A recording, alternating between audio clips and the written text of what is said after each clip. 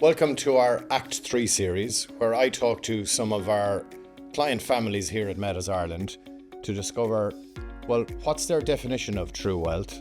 What does Act 3, or retiring with purpose, what does that look like? I hope you enjoy the series, and thank you in advance to my guests who are going to join me here at the studio at Metis Ireland. Hi there, and very welcome back to our third Act series. Today I am so thrilled and delighted to be joined by Geraldine Murphy for two main reasons. First of all, the phrase "the third act" was coined by Geraldine a few years ago. I think somebody else may have coined that before. I'll take it. We at Metis are taking credit, and you can take credit for bringing it into the parlance in Metis here. But also, and I've said this to you directly, when Geraldine enters the room, the room lights up. So I'm really thrilled. No pressure. You have to light up our series now today, Geraldine. But look, I'm very grateful for you coming along. I'm delighted to be here. I know your story is absolutely fantastic. From a very successful career in the pharma world, and now you're living and breathing that third act. So let's start at the start. Just give us a little bit of background. Where did Geraldine come from, and a little bit of your career then as well. Great, thank you, Carl. So I'm from Tralee, County Kerry, proud Kerry woman, born and bred, eldest of 7 children. Dad was a farmer, and Mum stayed at home and minded us all. And so that's kind of where I've come from. Looking back, I suppose education was huge in our family. Okay. There was no question that we weren't all going to get the opportunity for third level. We may come back to it in terms of sort of my experience with money, but times were not easy. You know, they were tough times. 7 kids as seven well, kids, sure. farming, tough. Yeah. So I suppose that probably shaped me a lot, and also my drive, and I suppose a sense of responsibility as well, because I knew they were sacrificing hugely to get me to university. Yes. And so the drive to do something with that has been probably one of the core parts of my own journey, let's say. And is that the eldest child syndrome it's also? The eldest child, it's the eldest daughter. I can tick all of those boxes, you know. Yeah. But all 7 went into college? Most of us, in different ways. Or at least had the opportunity. And everyone had the opportunity. Amazing parents. Amazing parents, and they had to take out loans, and and there was no grants in those days for us. So they really did without. So I think fantastic parents, fantastic work ethic.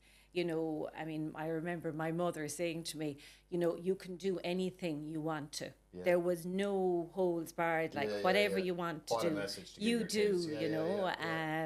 The other thing she used to say to me, mind you, was always have your own money. Yeah. So always have a few bob set aside. Exactly. Exactly. I love it. I say that to my daughters all the time. So what did you do in college then? So then I went to UCC, studied science, studied biochemistry. I loved it so much I stayed on and did a master's. But in fairness now, they were the 80s. There wasn't a lot going on in Ireland. And I loved it. I loved science, loved biochemistry. And then interestingly, around the sort of mid-80s, there was some opportunity to go up north for a week. I was in the middle of my postgrad, middle of my master's, and a group of us heard about this introduction to management course that Coleraine University was holding. Right. And we also heard that brandy and ginger was 50 pence a glass, or a shot or whatever. So I thought, this will be great crack. We'll go up on the train from Cork up to Coleraine for the cheap brandy and ginger. Yeah. But that was, when you look back, and I do this, as you know now, I do a lot of coaching work with clients, but we'll come back to that. But I'm always looking for inflection points in your life. Like and that, didn't know it at the time. Yeah. But I went up, we did that course. It was a real immersive course. You had to simulate a company, and you had to simulate a business, and how to run a business, how to manage a business. And I had spent the previous 2 years at a lab bench where it was very research focused. this just opened up a whole new But world that's like to a me. master's in business, isn't it? Well, it was 1 week Yeah, I now. know, but still, Carl. that's Yeah, a but start it was yeah. it was a light bulb moment, and I remember coming down that long train journey back down to Cork. I wrote my CV on that train journey, and I wrote my what I wanted to do, and that drove me then to apply for roles. And I was lucky enough, and again we're back in the mid to late 80s. I got a role with Elan Corporation. Right. Great Irish-based pharma company, trained and obviously produced many superb people within the pharma industry. And I had the good fortune to work there for 2 years, which kind of introduced me to the whole world of business and science. Okay. So now I could link the two now. So on that train journey down, and you're doing your CV, you're now thinking, I want to link the science and the business, exactly, as opposed to going down the science, the research route. Right, you know, I enjoyed the research, but I just knew it wasn't for me. Okay. And as I say, that week in Coleraine was just a light switch went on, and so it was great. These forks in the road, these sliding doors moments. Absolutely. So you did a couple of years with Elan. I did 2 years with Elan. Never really settled in Athlone, to be honest, and I just felt I wanted to get into brand management, and I loved this idea again of marrying the science with how do you put a whole promotional package behind a medicine? How do you influence and convince, a doctor to prescribe a particular medicine? Okay, so you're definitely beginning now to lean more towards the business side. Exactly. Okay, interesting. So then I did a very unusual thing. I left Elan, and not a lot of people were leaving Elan at the time, and I got a job as a sales rep, as a pharma rep. All right, okay, wow. So, and again, I would look back and I would say probably the best learning opportunity I had. And a lot of people, a lot of friends, a lot of peers sort of looked at me to say, so you have a master's in biochemistry and you're going around, flogging product. Well, that was the phrase. But actually, what I was doing was, talking to hospital consultants, hospital teams, talking about the science behind medicine. And you learn that art of negotiation, reading people, dealing with people. Best learning. And I still say it to my own kids, if you get the opportunity to go out and sell, do it. Because it's the best life education you're going to get. And I did that for 3 years, and I still say it was one of my favourite jobs. Really? I absolutely loved it. And I realised that I love working with people and again marrying the science, the business and so on. But I was doing it with a goal in mind because I wanted to get into brand management. And I felt, how can you design a marketing plan if you've never had to stand in front of somebody and sell? Wow, love it. So that was kind of my rationale. I did not know this part of your history. That is amazing. So anyway, I was lucky enough then, I applied for a role as brand manager in a fantastic company called Leo Laboratories, and we since became Leo Pharma. And that was 1994. Wow. And little did I know, but I would stay in that company for 27 years. Fantastic. Absolutely career. Amazing. But I love this whole idea of, so often sales is kind of put down, but I think one of my fears for the generation coming up now, looking at my kids are leaving cert, and they're all looking at their phones all the time, and there's no communication. Like if you ring them, it's like, oh my God, why are you ringing me? So they don't actually talk and communicate with other people. And it's a key skill. And everyone is talking about AI this, and, it's the world is going to be ruled by robots. It isn't. The humans. It'll be that human connection will be the differentiator, I view. 100%. So, that's amazing. So, 1994, you went in as brand manager. Went in as brand manager to Leo Pharma. So tell me all about the career in that was a long and very career, I'm sure. Look at, what a great company to work for. It was just amazing. Did very well. I was very lucky. The brand I was in charge of took off, and we had really, really good success with that. And I, got promoted to sales and marketing director, so running the Irish business. And then if I think about, again, back to my inflection points, I had an opportunity then. I was with the company probably for about 10 years at this stage, so I've been promoted steadily. And my boss, who was the managing director at the time, and my great mentor and still great friend, was retiring. And there was a few of us were asked if we'd like to apply for his position. Okay. And again, I was actually on maternity leave with my third child when that happened. And look, I said, look, I've nothing to lose. Sure, I'll apply and see what happened. And I got came in from maternity leave to do the interview, and lo and behold, I was offered the job. You were appointed. And that was probably the most important moment in my career. And talk to me then about you're on maternity leave, but you've been appointed now as the CEO, the chief. Was there any part of you that kind of thought, am I ready for this job? Any imposter syndrome at all? I could write the book, Karen, write the book. Huge. And again, back to my parents, actually, funnily enough, because my dad was in the Mater at the time. He had a lot of heart issues. And I had an inkling I was going to be offered the job, and I was told I had to attend a meeting the following day. The overall group CEO was coming to Dublin, and, my boss at the time was saying it with a smile. So I reckoned, this is probably going to happen. Yeah, okay. And I remember sitting on the bed in the Mater with Dad and saying, God, Dad, this might happen. Yeah. And what am I going to do if Exactly. And he said, Ger, you either want to work for the boss or be the boss. Yeah. Which one is for you? Yeah. And I said, well, Dad. And he said, I know which one is for you. He said, you want to be the boss. Yeah. So I said, yeah, Dad, I do. Right. And it was fabulous to get that blessing from him as well. So so I was appointed, and I suppose I should say at the time that I was the only woman on the management team, and had been for the previous 3 years. I was on the management team, reporting to the managing director, and everyone else was male. So it was, I think, a big surprise in the organisation as well. I wasn't coming from a solid manufacturing background, so I was coming from more of a sales, marketing, commercial background. This was a very manufacturing-focused business in Ireland. We had 2 sites, one in Dublin and one in Cork.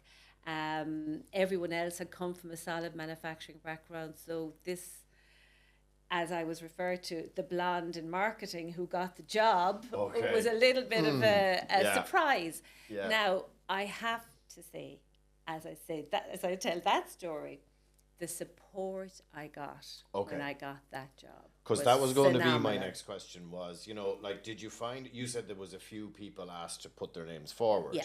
So clearly you then had to be the boss with colleagues who also went for the job. Exactly. And to try and, make sure that we're all in this together, and can we all make sure that we're going in the same direction. Was that a challenge? How did you deal with that? I can say probably, definitely the people, and particularly one person I'm thinking of who had applied for the job and didn't get it, became probably one of my closest colleagues. Wow. And I huge credit to him, but to all of the team, because once they probably got over the surprise, then we started to work together. I honestly, and I can say this hand on heart, had the full support of the team. And we had to make some changes, and we had to make some difficult decisions. Of course. And we did it together. Yeah. And so, but yes, did I have imposter syndrome? Absolutely, 100%. Right, okay. Might have maintained a calm exterior, but underneath there was plenty going on. Do you know what? I always ask the question because everybody has it. And it's not a female thing. Oh, no. And it has unfortunately in some ways gotten associated with women, as in, you see a lot written about. Yeah. But I can tell you in my coaching practice, it's gender neutral. Look, I don't, it is totally gender neutral. I suffer from it. I've written about it, that I suffer from it. I sit in rooms with high-powered people, and you look around the room, and now I'm a little bit older, I can see it in people, so everybody has it. And I suppose the reason I asked the question is, just to give the example to the people coming behind us to seize the opportunity.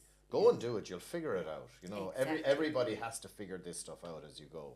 Yeah. So look, we might talk about you know, where after you left Leo a little bit later on, but I just want to kind of, obviously 3 small kids then at this stage. Yeah. Arthur is obviously at home and he's supporting you, but I know from talking to you before there was a lot of travel involved, and you know, how did you keep all those balls in the air? Well, look, you mentioned Arthur. Yeah. You know, amazing man. I was so lucky to meet Arthur, and you know, I often say this, and it can be a bit controversial, but you know, I think if you're ambitious and you want to get on, as a woman, in my case, I would say, you know, find the right partner, because he had my back the whole way. So it was an absolute partnership. And we, you know, he was traveling as well, actually, at that time. So you're referring to a time where I started to move above Ireland. So I then went on and had responsibility for Canada, for Australia, for the UK, you know, so I was on a plane every week.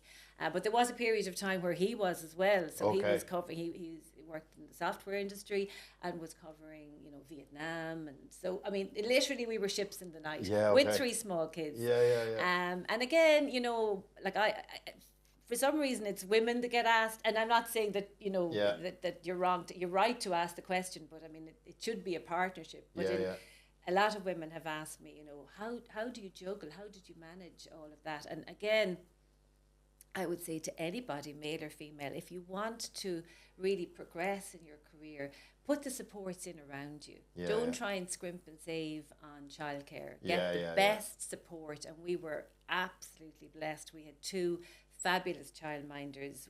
First one for 10 years and the second one for another 10 years. That does make everything an awful lot easier. Really solid, amazing women who were like, you know, like having a mum in the house, you know, and the kids still are very close to both of them, and they, but that was critical. And then of course we employed half the neighbourhood in terms of babysitters. Of course, But as you need to do. I just got to jump back before we go, kind of come back to the present. So, if there was one piece of advice that you would give your younger self, what would it be? And just before you jump into that, I'm getting from you, which is not all that common, right? That there was a certain drive and ambition in Geraldine from the outset. So is that fair to say, first of all? And then, so like, did that always help you? The reason I'm asking that, right? I was the same. I'm not sure it always helped me in the early part of my career. I think I probably, calling a spade, might have pissed a few people off along the way because I was so eager to drive on and get going. So, so in that kind of context, did you have anything like that, or what are those words of wisdom you would give your younger self now? It's interesting. Yes, I was very, very driven, and I probably wasn't aware of it myself, but I had a very strong focus of where I wanted to go. And, you know, people who were in college with me, you know, who I'm still friendly with, they would say, well, Joe, we didn't really see that, because I loved the crack. But I suppose behind it all, I knew kind of where I was going.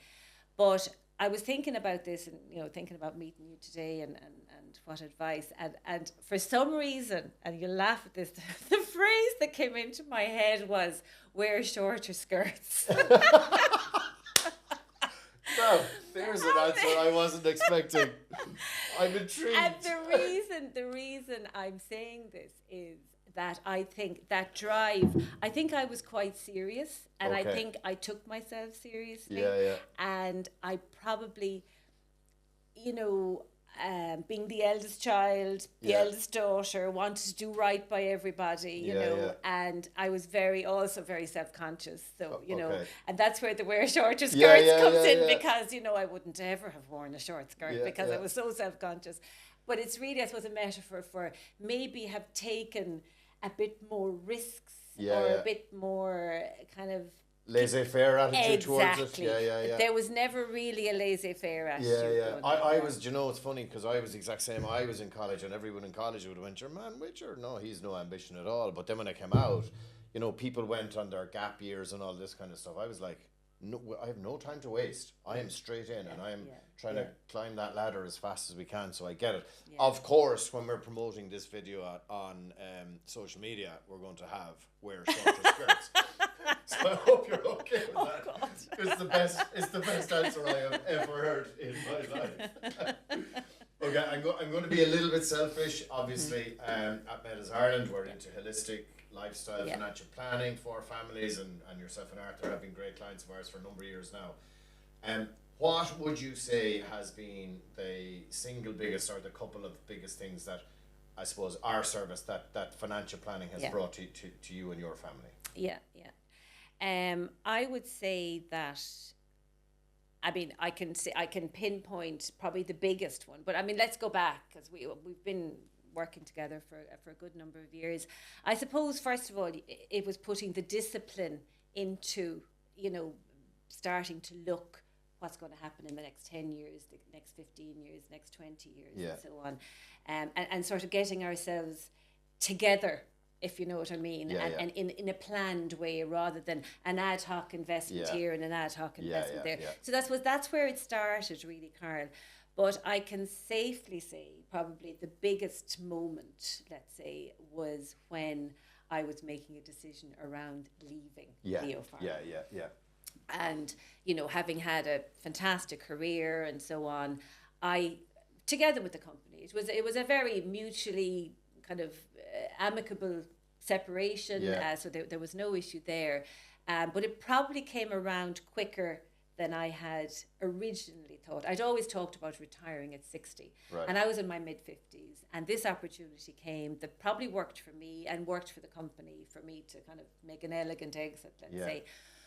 But of course, you're suddenly in your mid-50s and you're thinking, can I actually do this? And that can I actually do this from going from a a million miles an hour? Oh, okay. No. I'm talking about financially now.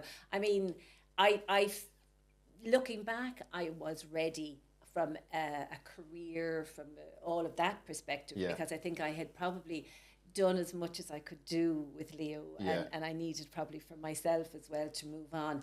But it's about, can I do this financially? Amazing, And it was huge, because again, if I go back to my young life and early life, money wasn't that flourishing at home. So that stays with you. When you have that experience as a child, that stays with you. So that need for security and need to know, actually, I can make this decision.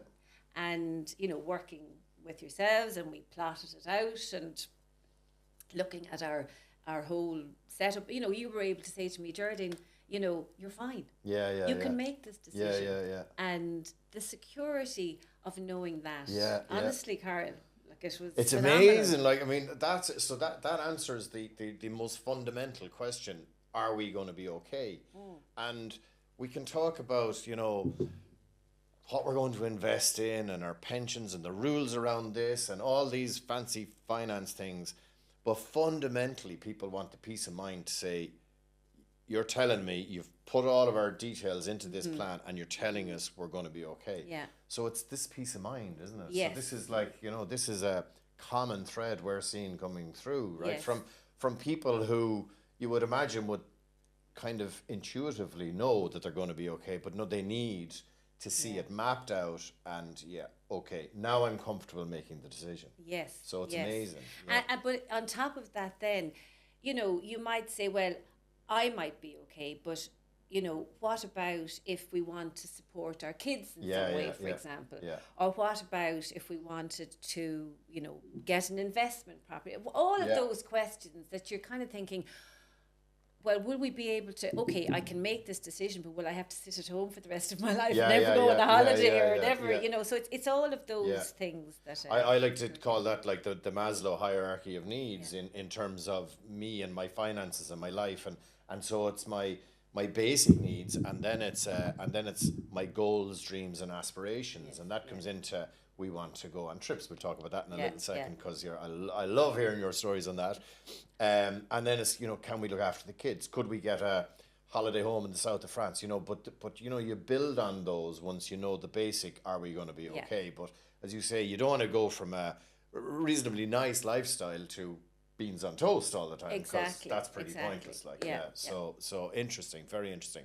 So, because that was going to be my phenomenal. next question was, you know, like, did you find, you said there was a few people asked to put their names forward. Yeah. So clearly you then had to be the boss with colleagues who also went for the job. Exactly. And to try and, you know, make sure that we're all in this together and can we all make sure that we're going in the same direction. Was that a challenge? How did you deal with that? Look like?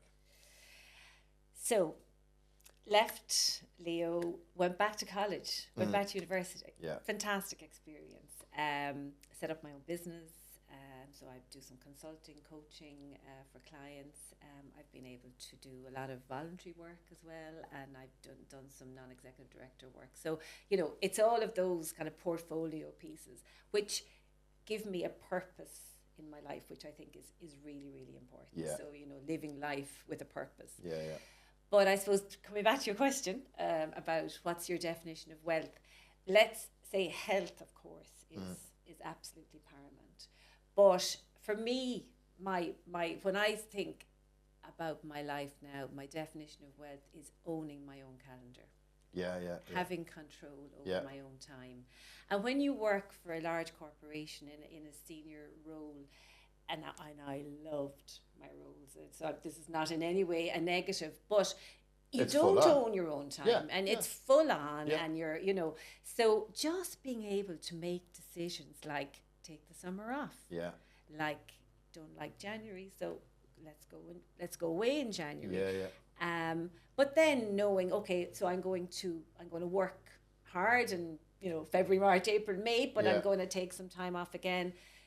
That plus being able to choose what you work on, Yeah. you know, and choose the people that you like to work with. That, I think that isn't that massive. You know, when you're in business and you're Yeah. leading a big firm, you kind of have to deal with everybody. Whereas, you you know, have to, you you can know. make a choice now that I'm just going to work with the people who float my boat. And, you know, Exactly. that gives you inspiration and energy and all that kind of stuff. Totally. Yeah. So when we talk about, you know, your transition to the third act, how much of what you're doing now did you actually plot out, or how much emerged after the event, kind of, if you know what I mean? I'd like to say now, Carl, there was a grand plan, but yeah. there was, I suppose, you know, again, you understand things backwards. So when I had the opportunity to leave, and it was the middle of COVID, we were at the strictest lockdown. Okay. So this was February 2021. So I think Okay. we were on the 2 kilometre Yeah. you know, so it was not the best time in the world Okay, to decide to start a new chapter in your life. But I had a coach actually, which was fantastic, and the company had supported me with that as I was personal coach. transitioning Okay. out of the company, and we worked on what the next chapter would look like. And I was very clear about what I didn't want, which was I didn't want to go back into looking for another similar role, because I felt I had done that, and I just felt that there was a lot more to me than doing that again with a different company. Yeah. So I suppose You were kind of it drawing a line emerged. under the corporate career. I was, and you know, sometimes I get that. sometimes it's about knowing what you don't want. Yeah, okay. And that was very clear. I was figuring out then what it was that I did want, and going back to UCD and it was a colleague of mine that you know as well, who had decided himself he was going to do that, and I thought, well, actually, that's actually a good idea. I'll join you, and the two of us did it together for 9 months. Never expected to enjoy it as much as I did, and going back into learning, and actually I've done a couple of different qualifications since, and I've rediscovered like a love of learning, and part of that learning is meeting new people. I can I just ask you then, in Leo, you did you do any kind of other kind of masters in business or anything?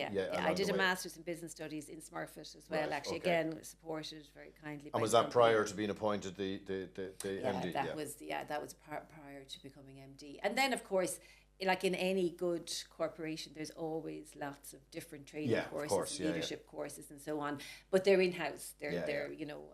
Whereas this was my opportunity to go by myself with my bag in my back on the dart into UCD. And I'm going to learn. And I met a whole group of people I would never ordinarily have met because they were from all sorts of different walks of life, from different backgrounds. So again, I've a new set of friends in my 50s that I wouldn't ordinarily had, you know. And I did a course last week for just a 3-day certificate course.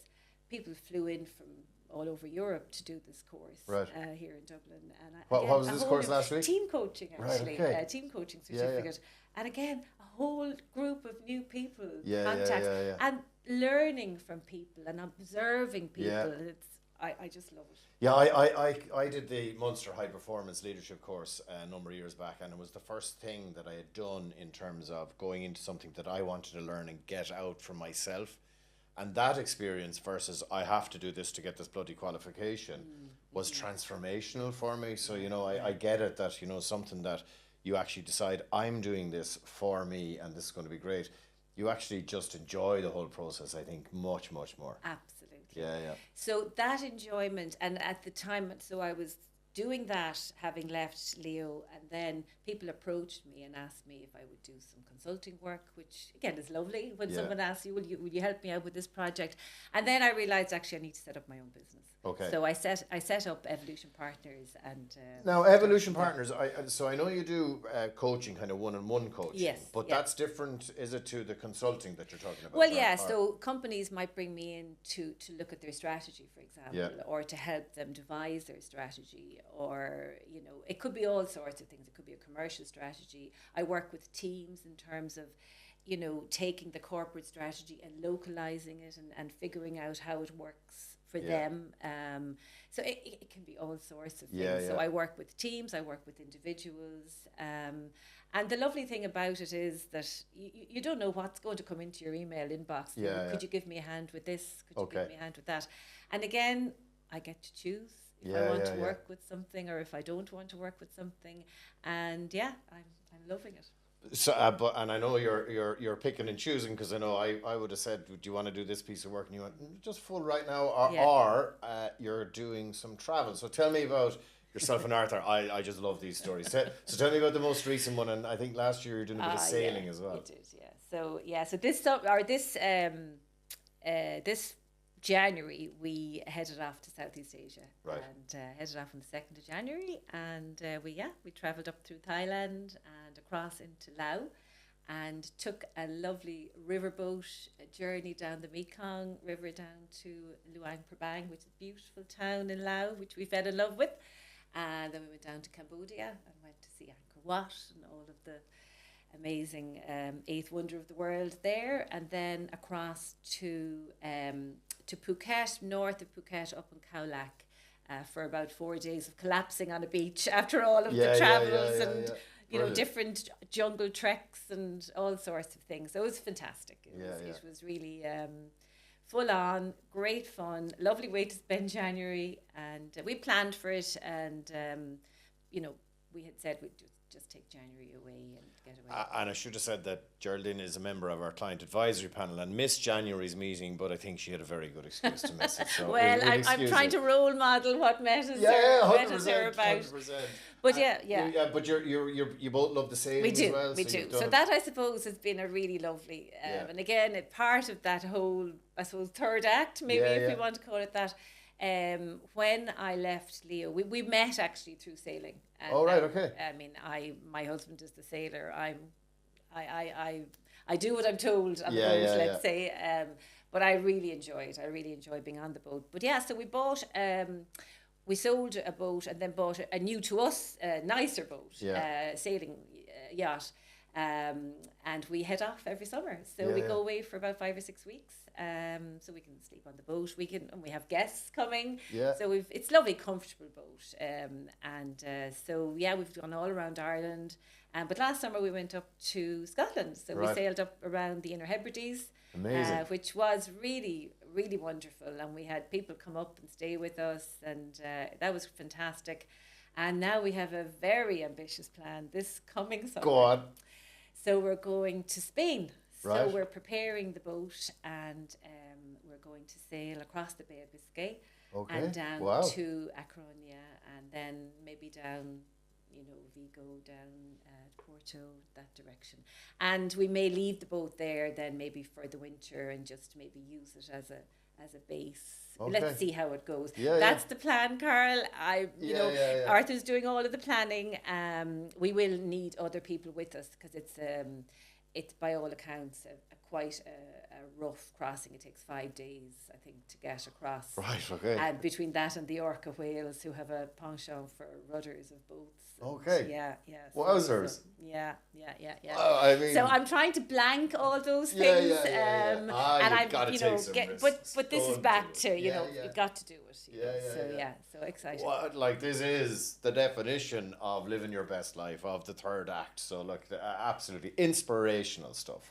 So, before we leave, is there one book or podcast or quote or anything like that that you would like to share with our viewers that might have inspired you along the way? There is actually, because a good friend of ours, of Arthur and mine, when I was leaving Leo, he left in this book called The 100-Year Life. Yes. Into the house. And I kind of sort of didn't take much notice of it until I sat down to read it. And really the whole thing behind it is that we're all living longer now. Yeah. So, I mean, please God and touch wood, Yeah. when I was born, I should be living into my 90s, but anybody born in the last 15 years will reach the 100 and will surpass the 100. Yeah. So the whole theme behind the book is recognizing that the old sort of thing of having 3 phases to your life, where you have education, you have working, and you have retirement, is gone. Yeah. And so we're going to have many phases to our lives, as you and I are both finding out. Yeah, I mean, 100%. started a business in my mid 50s, doing things I would never have dreamed of doing when I was in my 30s. So it's recognizing that it's not a linear 3-phase life any longer. That people will go back to university, they'll take gap years, they'll go traveling, they'll go back into work later in life. And really it was written by a psychologist and an economist, and it's a call to governments as well to start thinking about how people plan for this, and from your own business perspective, how do you financially plan for a life that could be 100 years make that and viable. it's funny, so you told me about that book, so I read it, and we build all of our plans to age 100, and a lot of people are going, that's ridiculous, it's not. No, it actually is not. No. And when we see like AI and medical advancements and all that, there's a lot of reading around that at the moment that you could be doing. I think it's realistic. I think it's stay on the pitch at the moment, because the advancements that are coming are going to transform the human race, actually. So I think you're so right. Yeah, it is a great book, really great book. You did light up our whole series. I am going to wear shorter skirts as the catchline for this. You're an inspiration. I just love spending time with you. Thank you so much, Geraldine Murphy. Carl, thank you very much. Cheers. Pleasure.